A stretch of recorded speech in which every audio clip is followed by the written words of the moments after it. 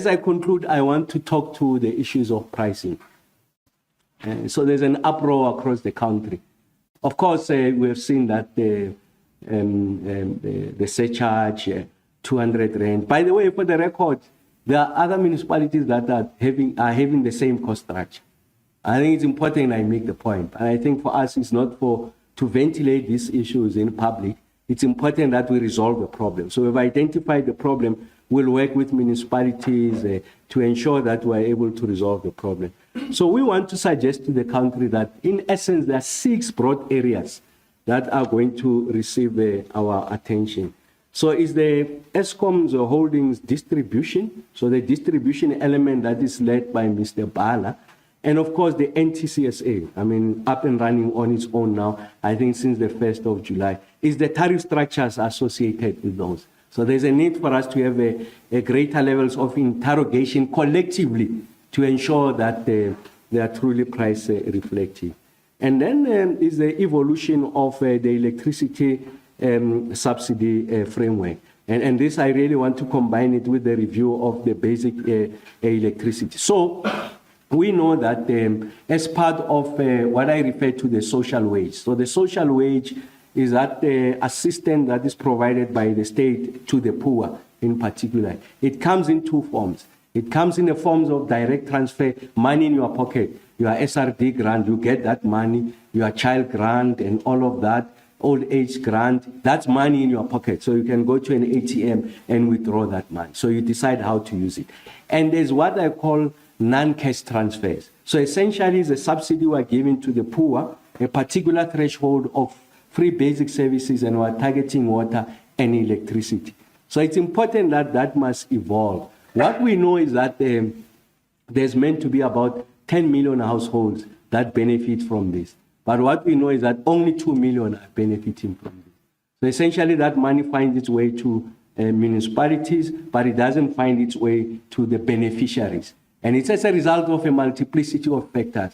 So you find the most prominent one in a municipality. It takes forever for a municipality to register people on the indigent, whilst in fact that money has come through. And when it comes through, it's not a conditional grant. So it means that municipalities can use it for whatever means or ways they want to do it. So it's important that we protect that for purposes of the poor, so that we cushion them if they exceed that threshold against these tariff increases. But we really want to determine a threshold that it's well examined and it provides for an average consumption of an average poor household, so that they don't have the burden of paying for this. Because I'll tell you what this does.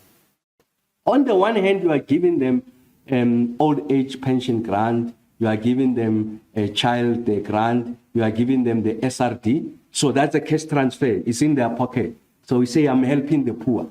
On the other side, you are taking it back through these tariffs. So you are negating the impact of the social wage. So it's important that we address that. And I did make the point that the people that are devastated the most. So you will not find this load reduction in your suburban areas, because the municipalities have got interventions for credit control. You find it in poor areas. And then you find collateral damage. You find a gogo who's very diligent, does everything possible to pay for the municipal bill, but because the surrounding households that share the distribution infrastructure with her, a great majority of them are not paying. When there's load reduction, it's for everyone. She can't be isolated. And that's collateral damage. It's extremely unfair. And essentially, you are getting into an area of energy access inequality. We don't want that situation. I want to emphasize, those that can pay must and should pay. It's very important. So you have public servants, middle to high income earners. They are hiding behind the poor. The same rhetoric, the same voices. No, this is, we can't afford, we accept that, we'll protect the poor. Those who can pay have to pay. And like I said, we'll work on that pricing formula. And then the other area is around the distributed generation in the context of distribution industry reforms. So I think that we are going to eliminate that element of having to account for if you like, the transmission line, the long lines, because it's a distributed generation. So if you like, the kind of reticulation that is required essentially is isolated in that area. Of course, there's intra connectivity for you to have a complete system. So I'm just saying, in the context of an evolving energy supply environment, you also need to take into account these issues. And like I said, we need to review of the annual tariff increase methodology. There is a number of variables that sits there. There's parameters that have been defined there. I think we need to revisit those parameters in the context of an industry that is evolving. So we need to ensure that we are able to address a wide range of issues. So it's about the economic, environmental, strategic, and structural, organizational, technological, and other challenges. So we find that in other parts of the world, when you do this tariff structure pricing plan, it responds to all of the above. So not only just the cost of supply, but the socio-economic dimension. Very complex calculus. So we have everything, the tools for us to enter into this space, begin to interrogate how we arrive at these prices. Like I said, we're simply surfacing some of the issues that are requiring our attention going into the future. And of course, there will be questions regarding the cost of recovery, classification of underlying asset, electricity subsidies, and the consequential impact of efficiency, equity, and sustainability. I'm raising these are the key questions in the context of unbundling. So when you say I've unbundled the transmission, I'm working on distribution, I'm working on generation, you must address these issues of cost recovery and the underlying costs associated with all of these elements that constitute the totality of energy reticulation in this country. And what unbundling is going to help us to do is the transparency of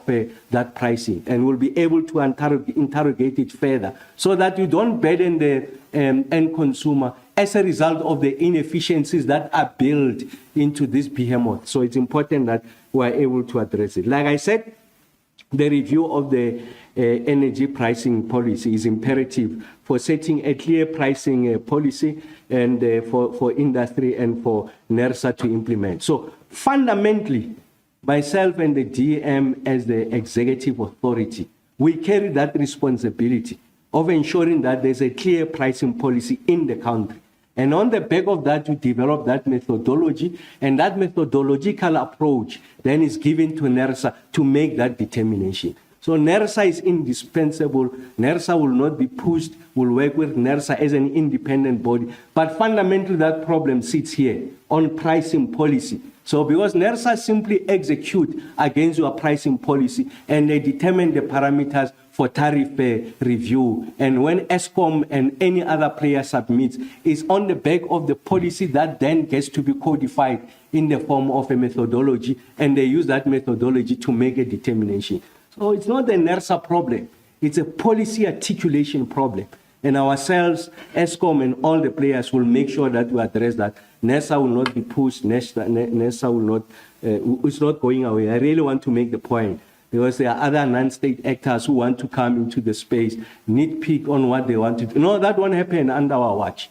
We are going to protect the sovereign interest, protect the poor, protect the interests of ESCOM, protect the interests of industry, and by definition, the interest of business in its totality. I think it's important that I make that. So it's important that that electricity pricing policy that we are working on with the DM, it seeks to strike a balance. So this is an important part. It's an important part and very complicated. We want to strike a balance between providing affordable electricity tariffs for low-income consumers. So it's important that we surface this. We accept that there's a body in our country or a community that simply cannot afford, on the back of objective reasons, the performance of the economy, you mentioned them. We need to protect them. They have the right to access this electricity, and therefore it must be affordable. And that's why that subsidy framework is important, because they'll be supported on the back of that subsidy framework. And a cost-reflective tariff for all other consumers. So it doesn't follow that even if you are rich, you can be pickpocketed. Because a tariff dispensation must not serve to pickpocket the rich. It's important that it must reflect this transparent pricing that is associated with the various components of the value chain of delivery. And that's why the unbundling is important for us to have sight of what are the costs associated with each and every one of these players in the value chain. So I think it's important that we are able to do this. And then we also make the point that we want to ensure that tariff reflect the cost structure into the future. The multi-year price determination methodology for municipalities and the ESCOM retail tariff structural adjustment methodology needs to be evolved. So, of course, now the requirement, I think it's a 5-year, Treasury says a 5-year outlook. But we know in that 5-year there's going to be, the rate at which there is a new innovation, this industry is evolving rapidly. So we need to find what is essentially the right, if you like, horizon for us to make this determination. Like I say, I'm surfacing the issues that are confronting myself and the DM and the industry. We have every intention of addressing those. So an integrated national subsidy framework in line with the electricity pricing policy is required. And this is really targeting the poor. There can't be an arbitrary taxation. So someone can wake up tomorrow and say, I'm introducing this and that surcharge. It must be justified. And there has to be clarity from the electricity pricing policy. Exactly what is that for? So if there's that for the cost of the network, we ask the question, how old is the network? Have you not defrayed the cost? Are you replenishing the network for you to justify an additional cost? Those questions must be answered, but they must be answered within a particular framework. And this will address the issues of equity, prevent unintended subsidies, and promote a fair distribution of costs. So essentially, you introduce a surcharge in lieu of you having lost your revenue stream because the rich have really taken on board the incentive offered by National Treasury. They've installed rooftop solar solution inverters. They are consuming less. Your projection on income is undermined by the fact that people are paying less because of behind-the-meter intervention. Now you want to recover that losses from someone else. So essentially, it will be the poor now who are subsidizing the rich. It can't happen that way. And also, you can't subsidize the affluent for taking advantage of our resources for them to self-generate. And that's why I'm saying it's a complex calculation that requires our attention. I've made the point, approximately 14% of the households are neither connected to the grid nor supplied with electricity via off-grid solution. One of the action that Mr. Bala is working on, I did say we need to rethink that that grant that is meant for universal access to ensure that, and ESCOM is already doing that. You have non-grid solutions. So you don't need the ESCOM wires, the municipal wires. You can have a non-grid solution. ESCOM is doing that. So how best do we ramp that up? Because what that does, using cheaper forms of generation, you are able to guarantee supply to the poor, and then you are removing the risk of them not paying of ESCOM, of municipalities, and we are in a good space, and that's a clean forms of generation. We know that in 2019, 10 million houses were funded by the national budget to receive free basic services, if you like. However, only 2 million receive this subsidy. So that's the point I'm referring to. So how best do you protect the poor? So we know that there's that allocation. So how best do you use that allocation to make sure that it reaches the poor? So your traditional forms of subsidy should be rethought. And that's why Mr. Bala and the team, those non-grid solutions can be used to repurpose this funding for us to accelerate the rollout and essentially don't carry the burden of a monthly subsidy because they are generating from renewable sources, and we are able to address this situation going forward. And furthermore, we want to make the point that electricity consumption levels have changed significantly since the 50 kilowatt hour monthly allocation was determined in 2005. The current allocation is insufficient and warrants reviewed tied into off-grid solution. What's the point we're making? About 19 years ago, we introduced these free basic services. The threshold was 50 kilowatt hour. But we know that this now is insufficient. But that policy has not kept up with what the economy determined. But also I've made the point of off-grid solution. So it could be the case that if we roll out aggressively this off-grid solution, this 50 kilowatt hour is still sufficient, or in fact, the assumption is that you are tied to the grid. If you are tied to the grid and we buttress that with other solutions, it could be the case that the 50 kilowatt hour is sufficient or is even more than what people need. And in that instance, we are able to protect the poor going forward. So I really want to make the point that we're doing everything possible to ensure that we are able to address this situation, and that the tariffs currently recover fixed costs through a variable charge imposed, a revenue risk for the utility, and increases tariffs for all customers. And our point is that we need a correct separation and structuring of network, retail, and energy costs in the tariff charges will provide the correct economic signal and payback period for the alternative energy decisions by comparing the energy cost of the utility versus the energy cost of the alternative. So those are part of the robust arrangements that we are introducing. So in conclusion, I really want to say to South Africans, we are alert to the crisis that is confronting us.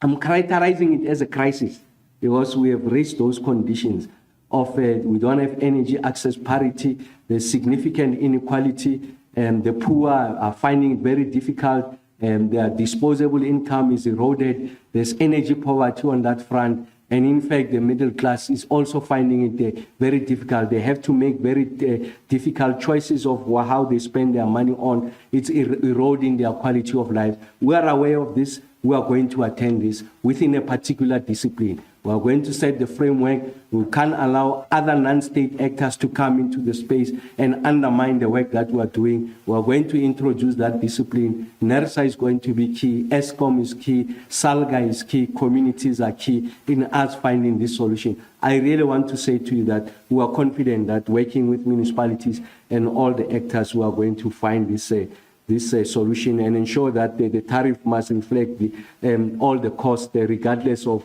who is responsible to build the infrastructure. Thank you very much, Tiki.